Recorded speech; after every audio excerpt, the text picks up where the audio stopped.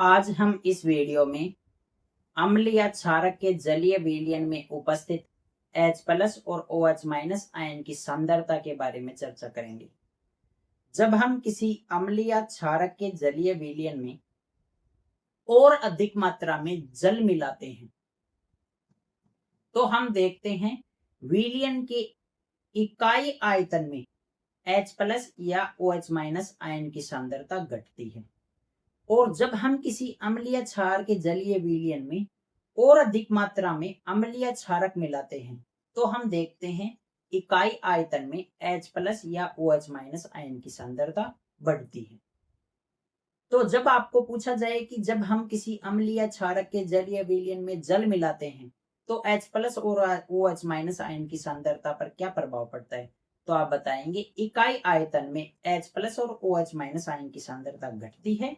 और जब हम अम्लीय क्षारक मिलाते हैं तो इकाई आयतन में H+ और OH- आयन की सांद्रता बढ़ती है। नेक्स्ट हम पढ़ते हैं पीएच के बारे में। पीएच शब्द सोरेनसन द्वारा 1909 में दिया गया था। सोरेनसन नामक वैज्ञानिक के द्वारा 1909 में सबसे पहले पीएच शब्द दिया गया था, जिसमें पी पोटेंस शब्द से लिया गया है जिसका अर्थ होता है शक्ति, और H+ आयन की सांद्रता से लिया गया है। H+ आयन की सांद्रता को हम शॉर्टकट में ब्रैकेट के अंदर H+ को लिखकर भी दर्शा सकते हैं और OH- आयन की सांद्रता को शॉर्टकट में ब्रैकेट के अंदर OH- लिखकर भी दर्शा सकते हैं। अगर कहीं पर ऐसे ब्रैकेट के अंदर H+ लिखा हुआ है तो इसका मतलब है H+ आयन की सांद्रता, और कहीं पर अगर ब्रैकेट के अंदर ऐसे OH- आयन लिखा हुआ है तो इसका मतलब है OH- आयन की सांद्रता। अब हम देखते हैं पीएच का फॉर्मूला। पीएच का फॉर्मूला है pH is equal to -log H+ ion की सांद्रता। तो हम इसको इस प्रकार पढ़ सकते हैं, H+ आयन की सांद्रता का ऋणात्मक लघु गुणक को पीएच कहते हैं। एक बार और सुने, H+ आयन की सांद्रता के ऋणात्मक लघु गुणक, लोग का मतलब है लघु गुणक, को पीएच कहते हैं। या इंग्लिश में बोले तो इस प्रकार बोल सकते हैं, negative logarithm of concentration of H+ ion is known as pH.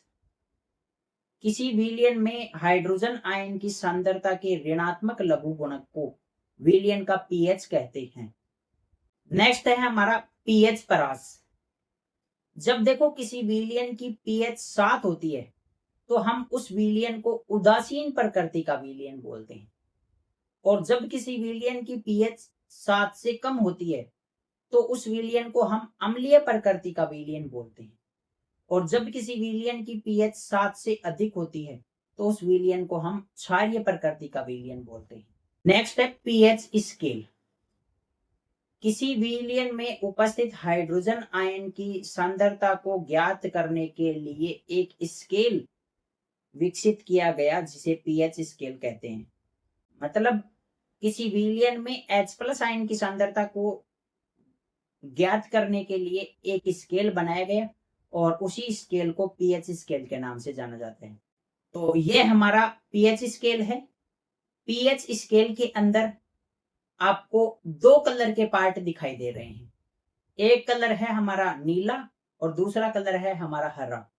जो हरा कलर है वो OH- आयन की सांद्रता को बताता है, या ऐसे बोल सकते हैं क्षारीय प्रकृति को बताता है, और जो नीला कलर है वो अम्लीय प्रकृति को दर्शाता है, या ऐसे बोल सकते हैं H+ आयन की सांद्रता को बताता है। जब पीएच स्केल का पूरा रंग नीला हो जाता है तो उसकी पीएच 0 होती है और वहां पर अम्लीय प्रकृति अत्यधिक होती है और H+ आयन की सांद्रता भी अधिक होती है। और जब पीएच स्केल का पूरा रंग हरा हो जाता है तो विलयन की क्षारीय प्रकृति सबसे अधिक होती है और OH- आयन की सांद्रता भी सबसे अधिक होती है, और विलयन की पीएच होगी हमारी 14। और जब H+ आयन की सांद्रता और OH माइनस आयन की सांद्रता बराबर हो जाती है तो उस विलयन की पीएच होती है 7 और उस विलयन को हम बोलते हैं उदासीन प्रकृति का विलयन।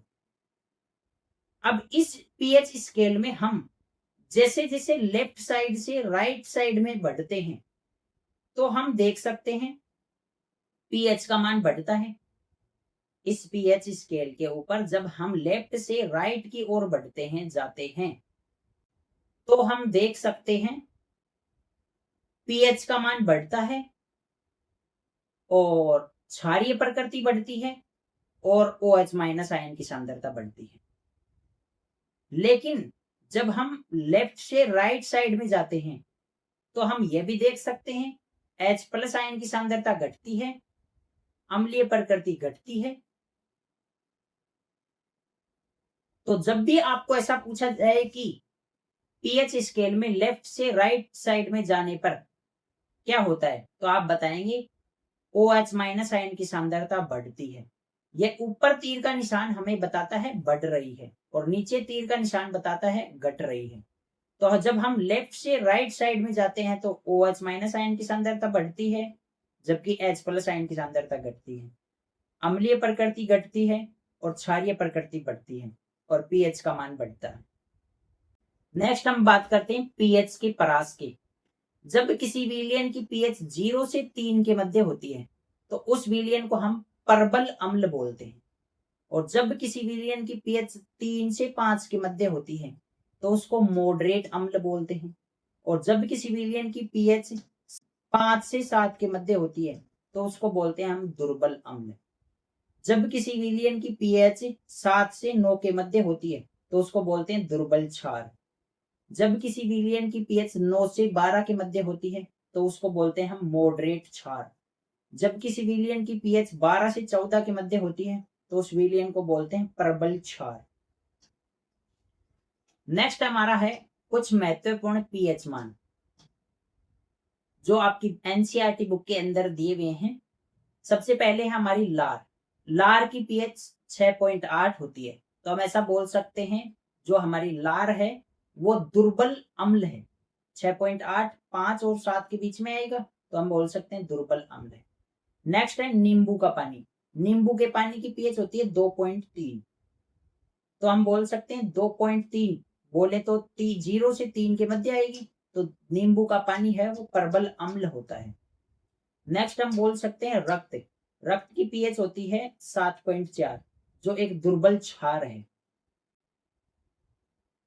जठर रस, इससे को रस बनाओ रस, जठर रस की पीएच होती है 1.2।